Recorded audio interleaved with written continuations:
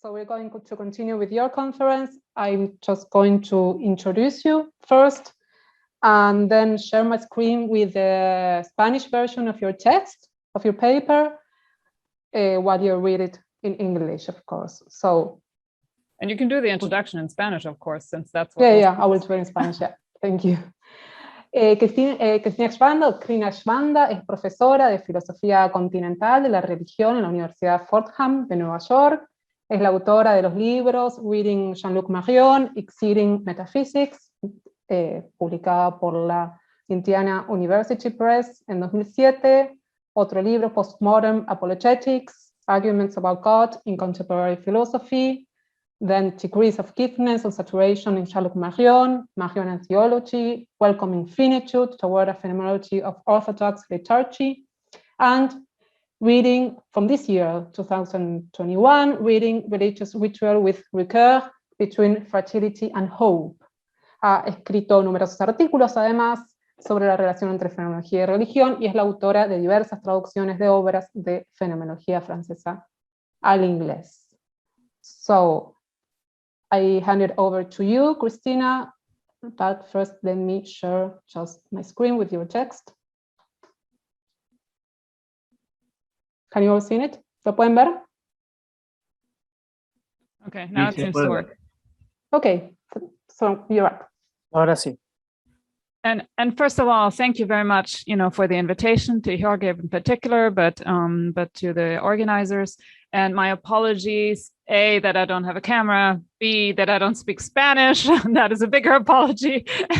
And third, that I'm not going to be able to join you tomorrow or Friday because I teach at exactly the time that the conference is being held. So, and they're graduate courses that only meet once a week. And so I'm very sorry about that. Okay, so I guess I will just read this in English while hopefully you can follow along in Spanish. If something is... Sorry. Cristina, I will just translate what you said. Yes, sorry. No problem.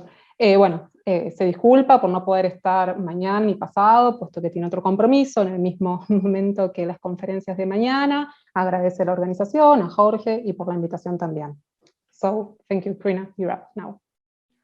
Okay, so hopefully you'll be able to follow along with my English here. So already in 1970, Jean-Luc Marion, citing love as the primary example, pleads for a domain of knowledge concerned with the phenomena that matter to us most deeply and are not accessible to metaphysical certainty. 50 years later, he continues to insist that love or charity escapes metaphysical grasping and is known in other ways, providing different kinds of evidence. Marion's work as a whole seeks to develop love or affectivity as an alternative type of rationality, a kind of passive knowing, a knowledge of the heart, which not only supplements but potentially competes with or even resituates the metaphysical rationality of certainty.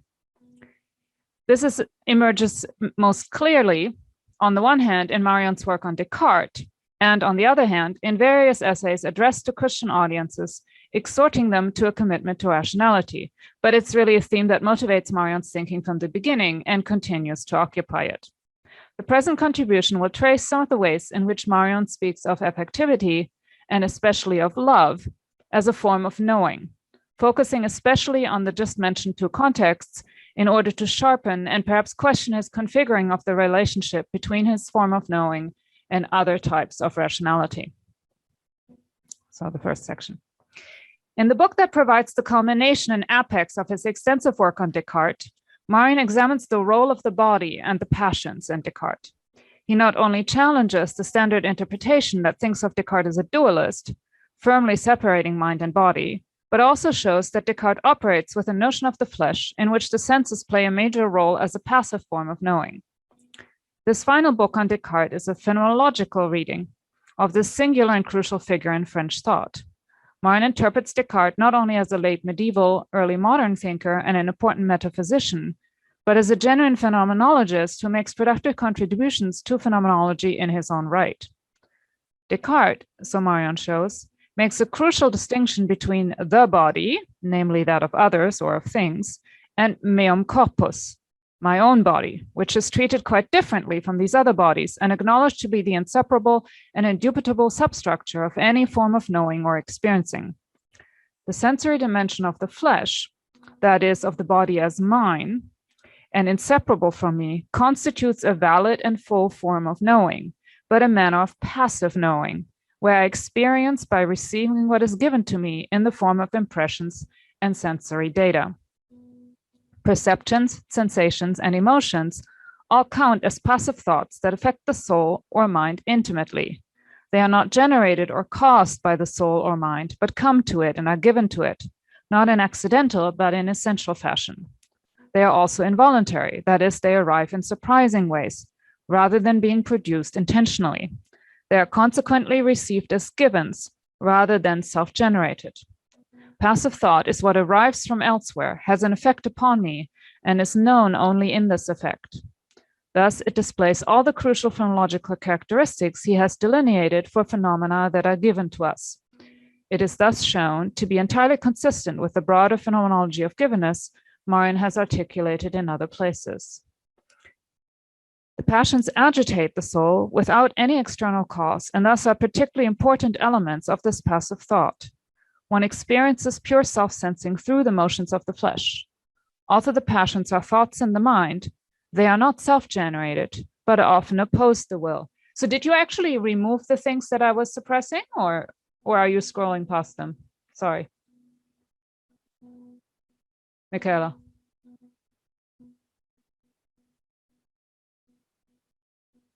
Okay, I guess I will just keep going. She removed those. Okay. I'd hope they would still be visible just as skipping, but okay. Because there are a couple quotes in here that no, they are actually removed. Okay. I guess. Yeah, that's a shame. Okay. So, Micaela, sacaste las partes directamente, las sacaste, ¿no? Okay, it's fine. I just wanted to know. Thank you. Yet Marion shows that Descartes' account is actually more complicated, distinguishing between a passive and an active dimension of the will. While some passions always come from elsewhere, others respond to an activity of the will that can stimulate its own passivity. In this sense, wisdom becomes linked to virtue for Descartes and acquires an epistemic dimension. Ultimately, this comes down again to love, which becomes normative for esteem and the passion of generosity. Passive thought becomes the tool for virtue and proper love of the divine. Marion draws two important and related consequences from this. First, he argues that this process of passive thinking constitutes a, quote, reversal of the order of reasoning, and thus challenges an account of rationality that often does not take affect sufficiently seriously. Such an account that ignores the passions as valid forms of thinking is poor. It deals only with knowledge or rationality and must be challenged. This is, of course, of a piece with his earlier arguments that Husserlian and Heideggerian versions of phenomenology remain beholden to metaphysical parameters because they confine the excess of the given and restrict what can give itself as a phenomenon. Only a phenomenology of givenness allows phenomena to appear and be apprehended that are not poor or merely technical phenomena such as objects. What is given by the passions thus becomes allied with saturated phenomena. Second, Marion reads the alternative, what is excluded by the metaphysical or purely rational account, as precisely a kind of knowing, namely a different kind of reasoning. The passive thought of meum corpus is still a type of thought, still knowledge, albeit a knowledge that comes to me from elsewhere and is known in ways that are not preoccupied with certainty, but with esteem, affirmation, or love, which, he stresses, are still epistemic, still a function of cogitatio. Affectivity and even sensibility thus emerge as forms of thought or ways of knowing. They are not mere sentiment or feeling, but sources of insight, an insight given to the mind by external sources. The two types of knowing, active and passive, are consistently associated with comprehension or certainty on the one side, and affectivity or love on the other. In this account of Descartes, they are presented as essentially complementary. Passive thought becomes added to active thought and supplements it. The two are not in competition with each other, but simply cover different fields of experience and knowledge. They operate differently, but in complementary fashion. This notion of an alternative rationality is not new in Marion's work. He frequently refers to love or affectivity as forms of knowledge. In a 2005 Lenten address in Notre Dame de Paris, Marion complicates the distinction between faith and reason, arguing for faith as a kind of knowledge or even as a logos in its own right, while also pointing out that reason often requires or assumes modes of belief. Faith subscribes to a higher kind of reason or knowledge, which is bodily and affective rather than scientific or technological. He identifies this as a knowledge of the flesh and of meaning that opposes the nihilism of contemporary culture. Marion describes the broader cultural and scientific context as a shared communal space of reason. Christians have an obligation to contribute to this shared space by offering the truth of love and sacrifice. Again, love emerges as an alternative type of rationality. As he had already argued in multiple other places, he contends that only the logic of love opens possibilities, and only the knowledge of love truly has access to the other. The erotic phenomenon tries to broaden the appeal of this alternative rationality by establishing in a more strictly philosophical sense that love has its own kind of rationality or wisdom, namely one that is concerned with affirmation rather than certainty, functioning as an alternative to the Cartesian model of knowledge. For this kind of access to the other via the knowledge of love, reason must be broadened to involve a dimension of incomprehensibility, not only for the case of God, but also for that of the human being. He grounds this claim in a notion of the imago Dei. While rigorous knowledge in the sciences bears only on objects via logical principles, the incomprehensible rationality or knowledge of the infinite has access to phenomena such as the neighbor, birth, death, the flesh, or works of art, precisely because such phenomena give themselves to reason beyond merely human measures. Thus, reason always involves a dimension of infinity and incomprehensibility to which it must remain open. Marion makes similar claims about the notion of the infinite in his work on Descartes, where it is consistently posited as what is essentially incomprehensible and thus escapes the logic of certainty.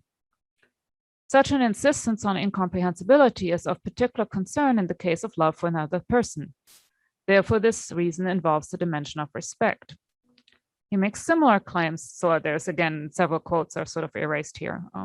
He makes similar claims in Negative Certainties, where knowledge of the human being is similarly explicated in parallel with the notion of the imago Dei that supports the incomprehensibility and infinity of the human, such that respect or love are the only possible attitudes, as all other kinds of knowing would be reductive or even violent. In Passive Thought, too, Marion insists on the relation between love and esteem or respect. I love what I esteem, thus especially God. Love determines the norm for esteem and value. Again, the kind of reason that can account for incomprehensibility is especially characterized by the figure of love. Marion often speaks of this task of rationality as an obligation for the Christian. The statements of faith have to be turned into arguments that would make the truth accessible to others, not in a confrontational manner, but as a contribution to a broader rationality that gives an account of what matters most for human culture and life.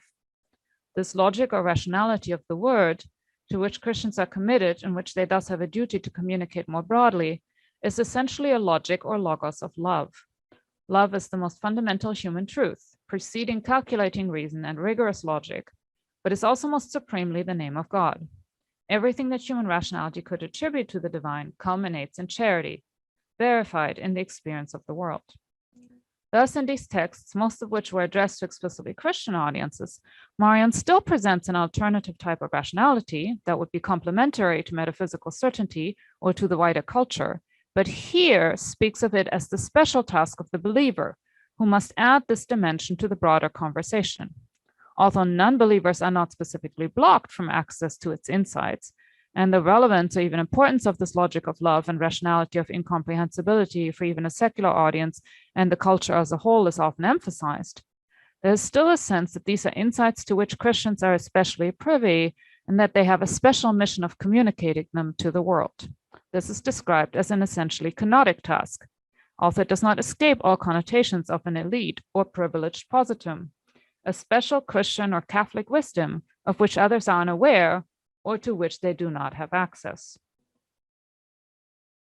This affirmation of love or affectivity as a higher form of knowing goes back to Marion's adoption of Pascal's notion of the three orders, that of the body, of the mind, and of the heart, to which he appeals frequently in order to highlight an incompatibility and hierarchy between different ways of knowing.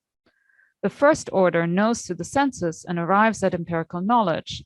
The second through the mind and seeks to attain certainty. The third operates through the heart and by faith. Each order is superior to the ones below it, and its insights are inaccessible to the lower order. The one who knows within the third order, like the artist, for example, has access to a realm of reality that remains close to those in the first or second order, and finds phenomena there that can be subsequently introduced into the lower orders. Marion insists that all three orders do indeed constitute forms of knowing, but for different objects and in different ways. He applies this paradigm in countless instances throughout his work for the distinction between metaphysical philosophy and revealed theology, or between metaphysics and phenomenology. Although general references to the distinction between the three orders, especially that between second and third, are numerous in Marion's work overall, he explicates Pascal's way of thinking in more detail in an early essay where he describes him as developing a way of knowing that is inspired or guided by affection rather than certainty, and posited as an alternative to Cartesian certainty.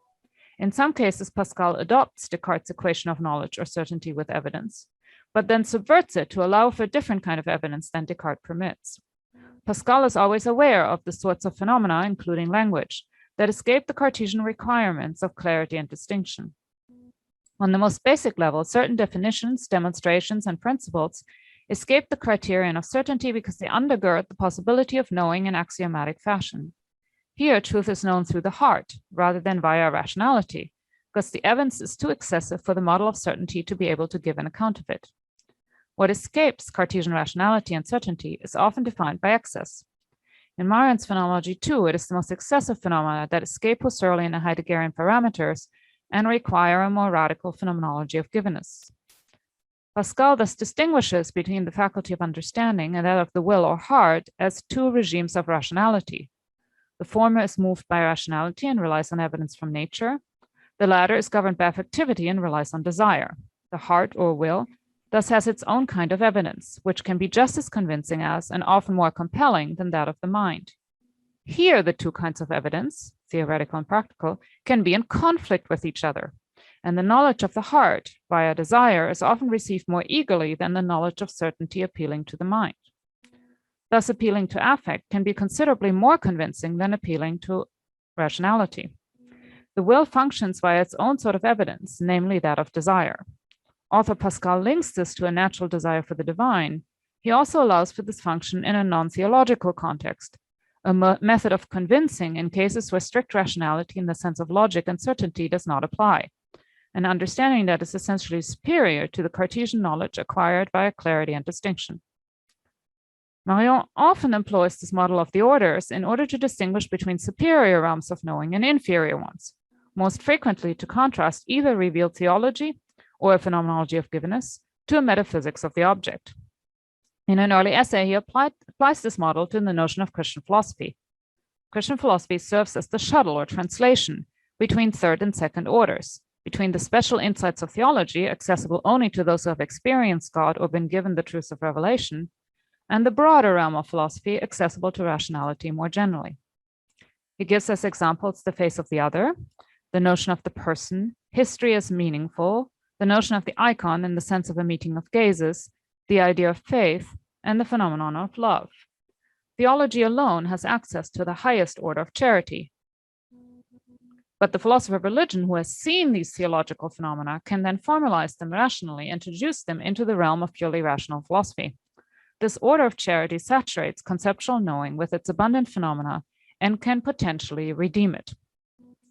Thus, most of the time, Pascal's notion of the three orders is interpreted as putting Descartes' metaphysical account of knowledge in its place, namely second place, superseded by the higher and superior forms of knowledge, that of love or affectivity, characteristic of the third order, the order of charity. Yet Descartes himself is sometimes portrayed as pursuing this higher way, especially with the divine name of the infinite, a way he opens up but is not able to keep open successfully, which is then quickly shut down by his successors, a theme to which Marion returns over and over again. For Marion, this alternative way is always associated with love and is essentially apophatic in nature. It is the alternative to Levinasian alterity and Derridian difference, the iconic alternative to Heideggerian double idolatry, the generous phenomenological alternative of the fourth reduction to Husserl's first, Heidegger's second, and Levinas's third insufficient reductions, an alternative that is ultimately profoundly erotic, pure, abundant, kenotic givenness, without reciprocity, without expectation of return, and completely undoing any possibility to control it or know it in any cataphatic, metaphysical, or traditional way. Not only is the alternative of distance, of being envisaged iconically, of being given and addressed by love, consistently painted as infinitely superior, but in these contexts, the two forms of knowing are often presented as distinct, incommensurate, and inaccessible or incomprehensible to each other.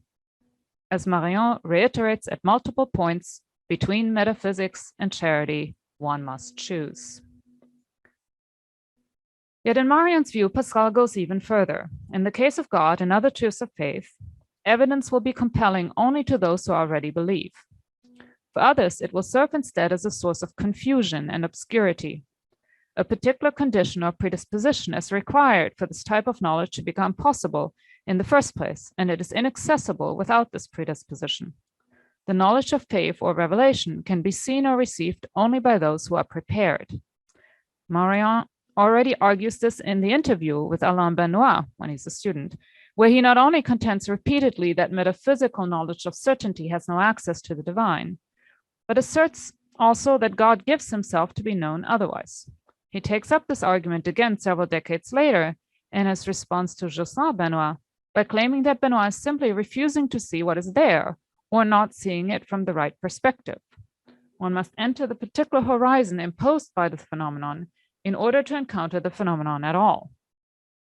Pascal brings together various insights about phenomenology and its alternative rationality in his Gifford lectures, Givenness and Revelation, where he argues for the givenness of the Trinity as a particular kind of logic that features its own rationality. He argues that the idea that revelation is a form of information about God that allows us to know the divine is a false interpretation. He usually blames this on Suarez, which would turn revelation or theology into a science. For Suarez, metaphysics, quote, imposes its epistemological demands on theology, which owes to revelation nothing more than some information content, and neither its procedures or its proper logic. Instead, revelation encompasses all natural knowledge and in every sense comprehends it. These are again rhetorically positioned against each other as an exclusive dichotomy. Quote, does God reveal himself in order to make himself known and take a place within our rationality? Or does he instead reveal himself in order to allow himself to be loved and to love us? In this context, Marion employs phenomenology for an alternative model of revelation, where revelation itself provides the paradigms and condition for being understood, but as a kind of knowing and rationality. This situates even other forms of rationality. The Trinity operates on its own logic of manifestation. The notion of aletheia as truth or certainty cannot be imposed on revelation as apocalypsis. Not only does metaphysical thinking have no access to the divine, but the truth of revelation inverts its terms. This kind of thinking or knowledge of the incomprehensible attracts the will in Pascalian fashion in order to permit it to see what would be close to it otherwise. Seeing is the result of the decision to see, and this decision made by me nevertheless comes to me from elsewhere. I must make the decision to make a decision, will to be willing, in order to arrive at seeing. Revelation comes to me from elsewhere. Here we have an expansion of Descartes' passive thought and Pascal's evidence that operates by affect, applied specifically to revelation. Marion is quite clear that here knowledge can only be possible if a decision is first undertaken that involves a willingness of belief that there is indeed something to see or know. First, one must believe, and importantly, love. Only then can one know.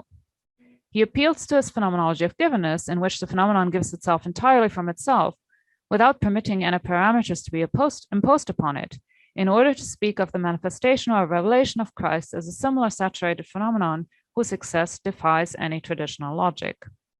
Again, we encounter the alternative rationality of excess, in this case as the excess of the cross and thus ultimately again of love. This is no returning of intentionality, a counter-experience that involves the conversion of the heart. The hermeneutic horizon of apprehension imposed by the phenomenon itself is one of love or charity. Exposing oneself to the wisdom and logic of love means to receive its excess and saturation. Faith functions as an alternative type of conviction that motivates the will to a decision that will allow for the reception of the truths of revelation. But even this decision is not really intentional, but is given as a condition and enabling by the phenomenon, or ultimately revelation itself. We move over to God's point of view, to which only God gives access. Marion stresses repeatedly that this is a form of knowledge, but one given by God. He interprets these two kinds of seeing or knowing here no longer as complementary, but as opposed to each other or even in conflict. Already in 1970, Marion had said, the only manner of knowing God rests in conversion, which is a gesture of love. Not only are these different ways of knowing juxtaposed as radically opposed to each other, but the realm of love granted by divine revelation is accessible only to those to whom it has been given to see. This realm of knowing, hence, is completely closed to those to whom access has not been granted. Love thus functions not solely as a fundamental affective tonality for Marion, but as an epistemological alternative to Cartesian certainty. It is not mere emotion, but a way of knowing, a way of bending one's faculties to the other, rather than imposing one's parameters on what is to be known. Sometimes this functions as an alternative to metaphysical knowing, and they appear as two equally valid ways of knowing, each functioning within their own appropriate sphere. Sometimes, however, he is most emphatic that the non-metaphysical way of love and givenness is infinitely superior to, and that it must reform and define even that of certainty.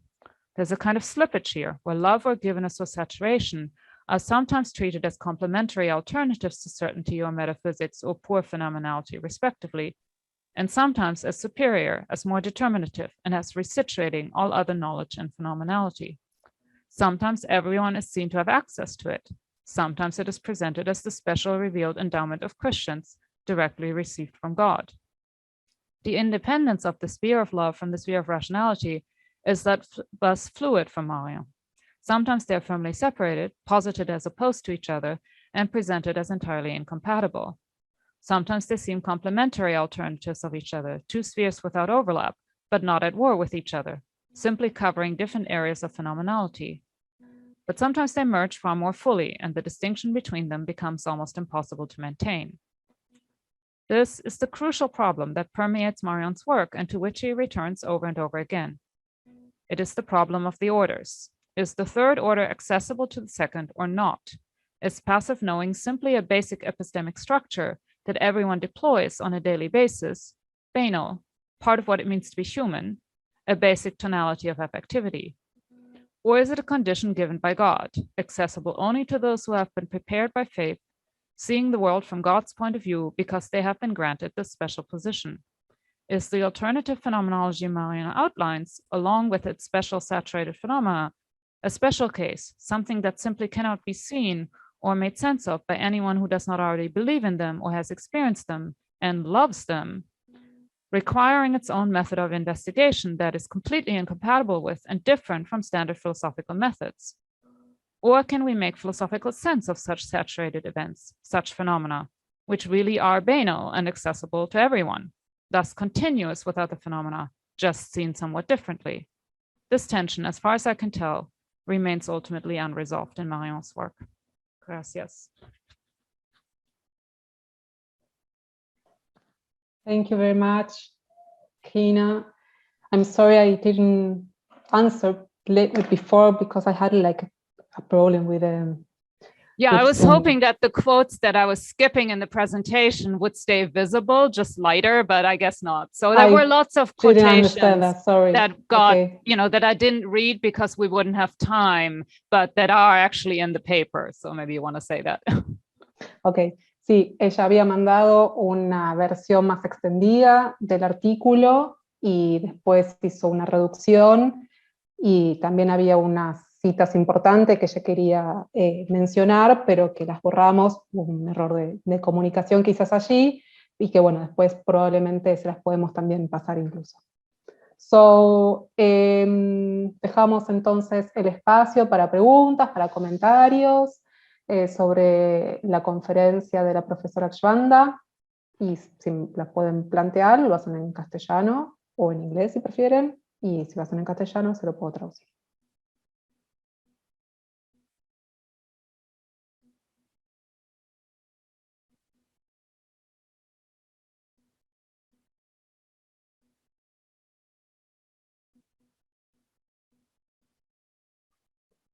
Sí, Jorge, Roger. Bueno, no sé, bueno, lo digo en español y después... A mí básicamente me resulta muy interesante lo que plantea Cristina respecto de esa tensión irresuelta, ¿no? Que yo diría que tiene que ver con, bueno, yo diría, no lo dice Cristina, con una indecisión respecto de si esa esfera del amor y de las emociones, etcétera, ese tercer orden, digamos, para pensarlo según la propuesta de Pascal, implica una ampliación de la racionalidad o implica una ruptura, digamos, con la lógica de la racionalidad. That's what I'm going to translate myself, if you agree, Micaela. Yeah. Cristina, what I was trying to say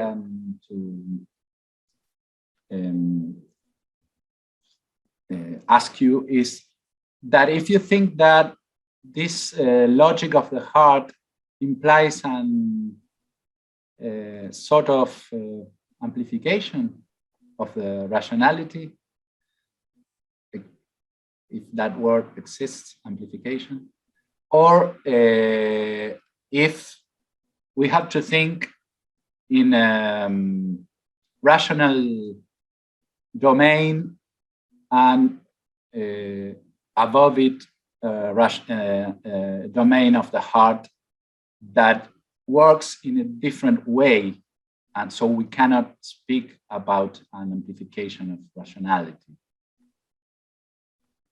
I don't know if I make myself clear with this. Yeah, I mean, this is sort of the progression I was trying to do in the paper. It seems that sometimes Marion wants to say, this is an alternative rationality. It's a real rationality, but it's separate. It does its own thing. Do you want to translate before I go on? Sí. Yeah. Bueno, eso es lo que quería mostrar en el trabajo, esta progresión acerca de si el dominio de la afectividad, del amor, era una alternativa a la racionalidad o no. But then at other times, it seems like either it's not a rationality at all, or at the other extreme, this is just a sort of continuity, right? So sometimes it's an alternative, sometimes it's an opposition, sometimes it's outright conflict, and sometimes it just seems continuity, right? And sorry, I'm talking too much. No problem. Sí, exactamente. A veces parece una continuidad, a veces una alternativa, a veces simplemente estas dos esferas están en oposición o incluso en conflicto. I think the strongest claim he makes is as this sort of separate rationality. I think that's what he wants to say, that it's what he says most consistently.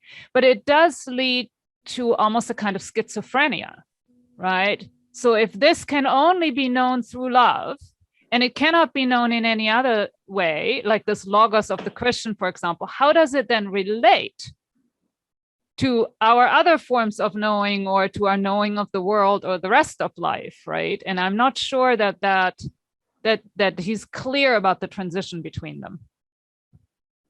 Yeah, one second.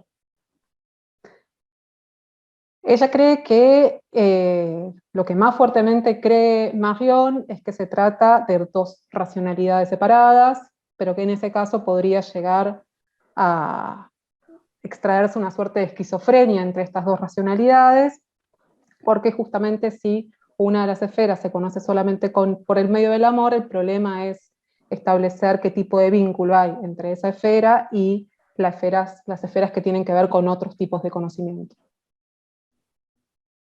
Does that answer your question? Did I understand it correctly? Yes, perfectly. Thanks, Cristina. No sé quién estaba primero, si Francisco o Ezequiel. Creo que Ezequiel. vamos a la vez. Ezequiel estaba primero, pero como... Bueno, dale. No, es solamente en relación a la última pregunta de Jorge, es cómo aparece la cuestión del Espíritu Santo en Marion. Yo como decía antes, no conozco la profundidad de Marion, pero el logos del amor, también hay una correlación con lo que ella llama en su coherencia el acto de hablar. Verdad que tienes que traducir, perdón. No, está bien. Pero igual... Pues sí, replanteo. Sí, ¿qué pasa con el Espíritu Santo en la filosofía de Marion y cómo se traduce el logos del amor, esa locura del amor, si tiene una transformación de la misma manera en que se podría interpretar? Y aquí hay gente que sabe mucho más de esto. Yo me cuestiono desde la distancia porque no conozco el tema. Un nivel relacionado con el Espíritu Santo y la forma en que pueden hablar los que ven ese logos del amor a los que no lo ven, porque bueno, ya podría seguir, pero voy a parar ahí para dejar la pregunta clara. Por ahora. Sí, gracias. Yeah, the question from Francisco has to do with the Holy Spirit. What kind of role does the Holy Spirit plays in Marion's work, and whether this logos of love, how that does manifest in Marion's work? How can the people that talk about the divine can really create like a sort of discourse about it? Whether if that's relate, there is a relationship between the logos and what people say about it, these logos of love. Between the law, I didn't get the last part.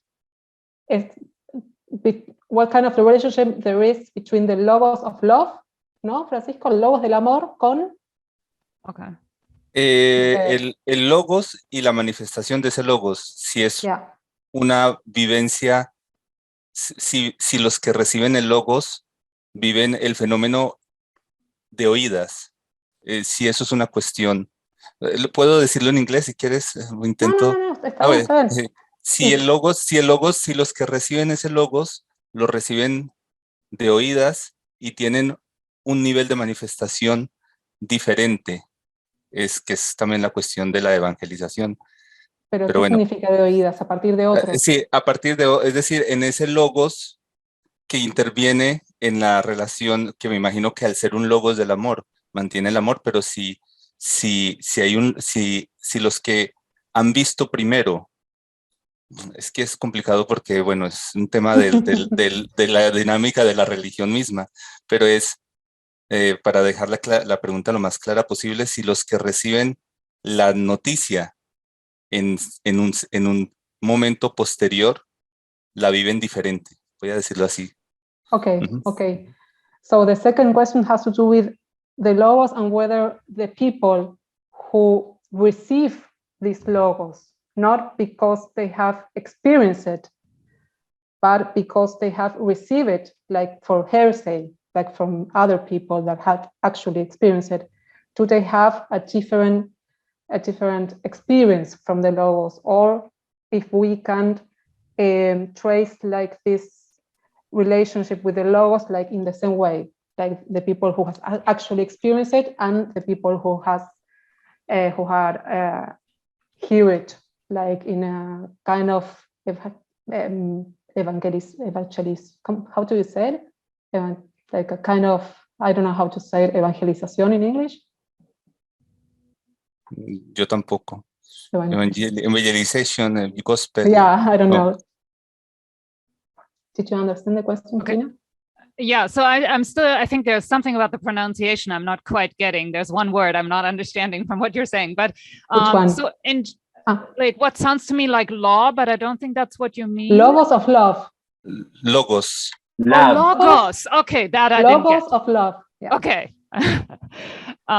So first on the Holy Spirit, there's very, very little about the Holy Spirit in Marion.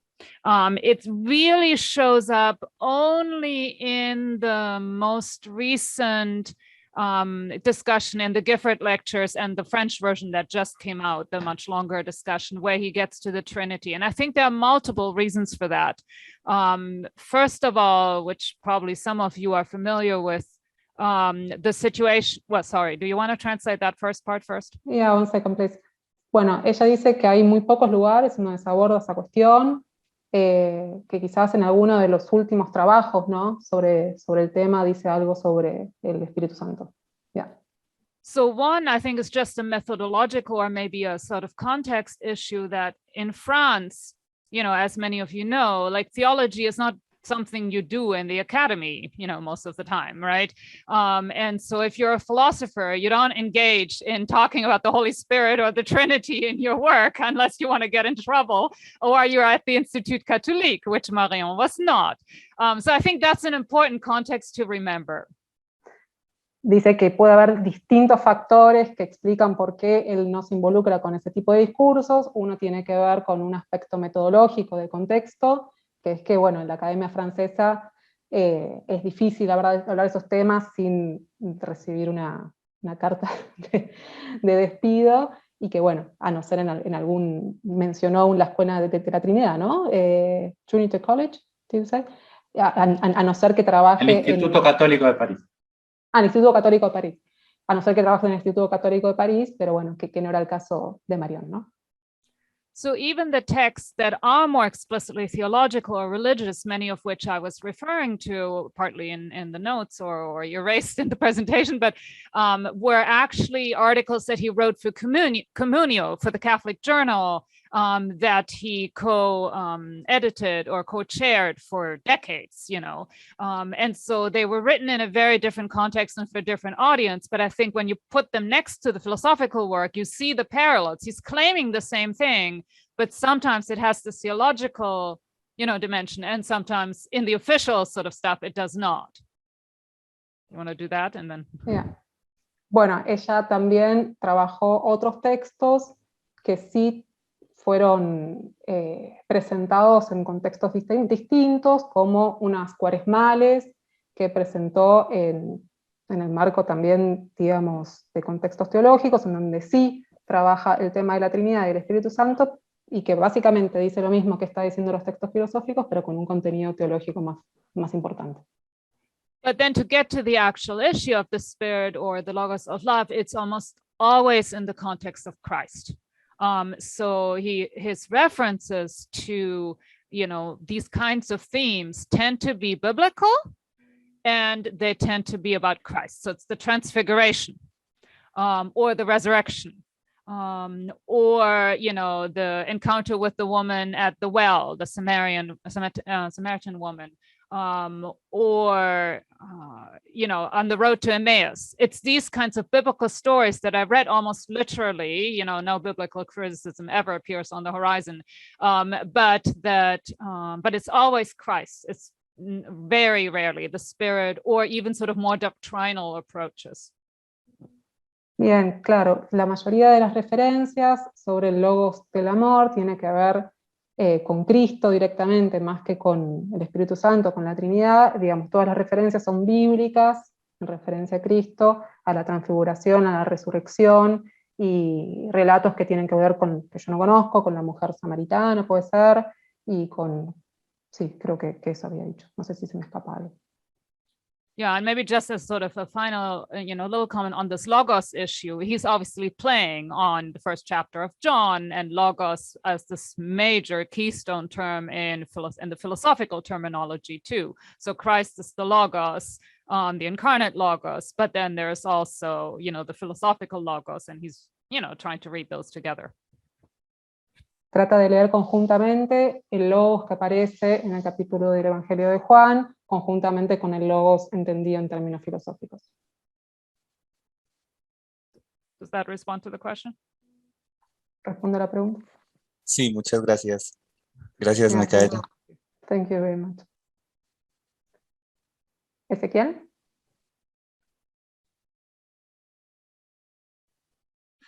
En primer lugar, muchas gracias, Cristina, por la presentación. La verdad que ha sido muy iluminadora. Thank you, Cristina, for I understood that, actually. Perfect. ¿Puedo hacer dos preguntas? No sé cómo estamos de tiempo. Yeah, sí, creo que sí. Dos preguntas breves. La segunda es cortita.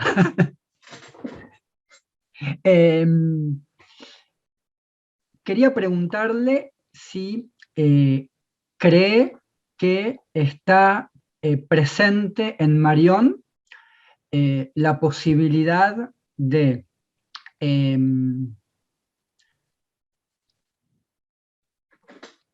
fenomenalizar los objetos a partir del amor de Pascal. Es decir, si es posible lo que seríamos la racionalidad clásica o la racionalidad metafísica, poder pensarla o presentarla de algún modo erótico desde el tercer orden. Esa sería la primera pregunta. O sea, si perdón, se puede, sí, ver los porque mismos creo que- objetos. Claro. Claro, si Desde hay el una punto de manera vista del tercer erótica orden. o amorosa de presentar, hablar de los objetos en el sentido de objeto metafísico desde el orden del amor. Objetos metafísicos, Sí, en el sentido de... desde el punto de vista metafísico. Traduzco esta primera, Sí. Ezequiel. Okay. He's asking whether there is a possibility, Krina, to phenomenalize the objects from a metaphysical point of view with an erotic perspective, so to speak, to have like an erotic relation with objects. So far I understood. To have an erotic relation with what? Objects. From a metaphysical point of view. If it is possible to, from the third order of Pascal, no? From the point of view of the third order, if you think that there is a manner, a way of phenomenalize the objects of the second order. If I don't know if I can, if you understand. Yeah, okay, I think I understood now. So generally, Marion will reserve the language of the object for what he calls metaphysics or sort of Cartesian certainty. But it certainly is possible to talk about, say, saturated phenomena that are things, not objects, because that's metaphysical language, but things like the work of art, like the event, like my encounter with, you know, yeah, the work of art would be the sort of, well, sorry, do you want to translate that first before I keep going? Claro, sí reconoce que, bueno, no en relación a los objetos, pero sino con respecto a las cosas, things, porque los objetos es metafísico, que sí aparece esa posibilidad en relación a los fenómenos saturados, como en el caso de la obra de arte o los acontecimientos. I think the best illustration of this is in his essay on the banality of saturation that I was sort of alluding to a couple times, where he will talk about the colors of a traffic light and the same colors in a clay paint, or Rothko painting, I think it is, and the sounds coming over a loudspeaker where the train station has been changed or something like that, and then listening to a diva at the opera, right? Or smelling, you know, the smell of gas, or a fine perfume, tasting, you know, a poison or something disgusting, you know, or tasting a fine wine or something. So these are all sort of everyday phenomena in a certain sense, but they can either be ordinary or poor, or where we're just trying to get the information, or they can be saturated, where we're overwhelmed with the experience and we are not enjoying them for the sake of information, but we're loving them, right? It's an effective response. Bueno, hay algo que aparece en la banalidad de la saturación, en donde analiza distintas experiencias en relación con los colores, por ejemplo, los colores que se dan en un semáforo, pueden ser similares a los que se dan en una obra de arte, los sonidos que escucho en una estación de tren, puede ser un sonido similar al que puede provenir de una cantante lírica, o el olor del gas o el olor de un veneno, tiene la misma calidad, no sé bien cómo lo expresó, pero que tiene que ver con perfume, y bueno, y ahí se da la duplicidad porque puede haber fenómenos que pueden ser entendidos en sentido cotidiano o pobre, de los cuales solamente buscamos información, pero cuando estos están saturados, podemos establecer una relación de amor con ellos, ¿no? And maybe sort of as a side comment, maybe what's in the question, but maybe not explicitly the question itself, I think Marion's work on Pascal and Descartes and Suarez is absolutely crucial for understanding what's going on in his thought. In North America, in the English-speaking world, most people ignore that entirely. I don't know what it's like in South America, right? But they do not read any of his work on Descartes. The work Théologie Blanche is not translated, and I think it is key for understanding what Marion is talking about. The talk of equivocity, univocity, and his sort of critique of Suarez and his elevation of Pascal are absolutely crucial for understanding what this is overall about for him, I think, or what motivates the work. Ella considera que lo más importante para entender lo que está diciendo son las lecturas que hace Marion sobre Pascal, sobre Descartes y sobre Suárez, algo que no es muy conocido en el mundo de habla inglesa, o por lo menos en Norteamérica. No sabemos bien cómo es el asunto acá en Sudamérica. Por ejemplo, Teología Blanca no está traducida al inglés, pero las cuestiones de la equivocidad, la univocidad, la crítica a Suárez y la lectura de Pascal son muy importantes para entender de lo que se trata aquí para Marion. Does that respond to the question? Yeah, I think there was a second question, Ezequiel. Sí, la segunda pregunta es muy corta. Ella refirió hacia el final de la conferencia una relación entre el amor con la idea de la conversión religiosa, y teniendo en cuenta la relación que Husserl establece en la crisis, la comparación de la reducción fenomenológica con una conversión, si cree que se podría también relacionar la idea de amor con la reducción fenomenológica. Towards the end of your lecture, Krina, you mentioned a relation between love and the religious conversion, and Ezequiel points out that in the crisis of Husserl's crisis, there is also a relation between a conversion and the reduction. So the question is whether you can point, or can you say that there is a kind of relation between love in Marion and the reduction? So if you can elucidate whether there is a kind of understanding that links a reduction with conversion in Marion. Yeah, that's a really good question. The language of reduction is absolutely crucial for Marion, but he uses it, I think, very differently from the way in which Husserl does.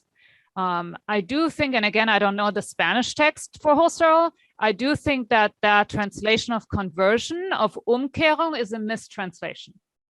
Conversion would be Bekehrung in German, and it's Umkehrung in Husserl's text, which is really more like a turning around. It's not really a conversion. I don't know if that distinction makes sense in Spanish. Do you want to go ahead with that first? Yeah.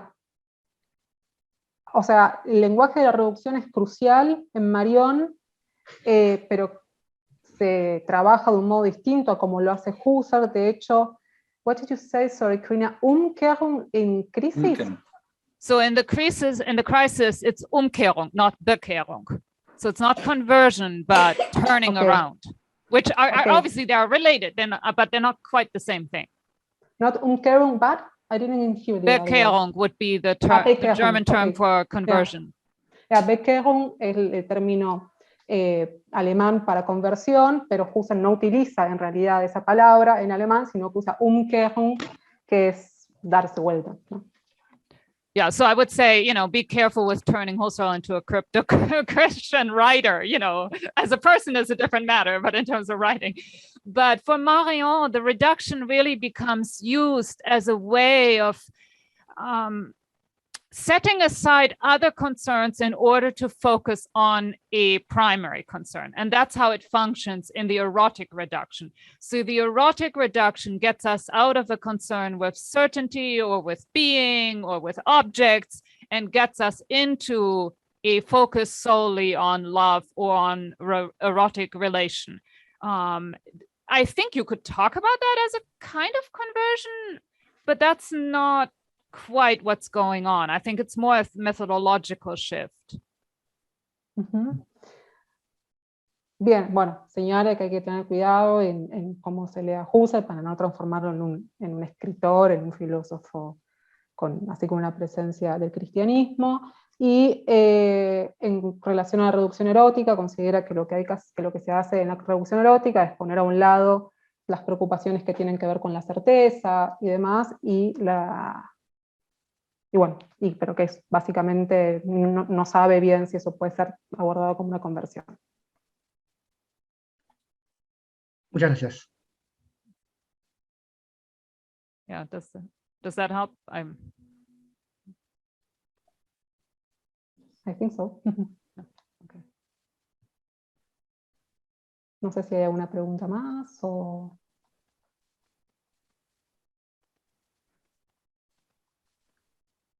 So I guess not. Yeah. Thank you, Cristina, for your lecture. Of course. And thank you for the translation too. Bueno, damos por terminada entonces, si te parece, Mica, la primera sesión de las jornadas.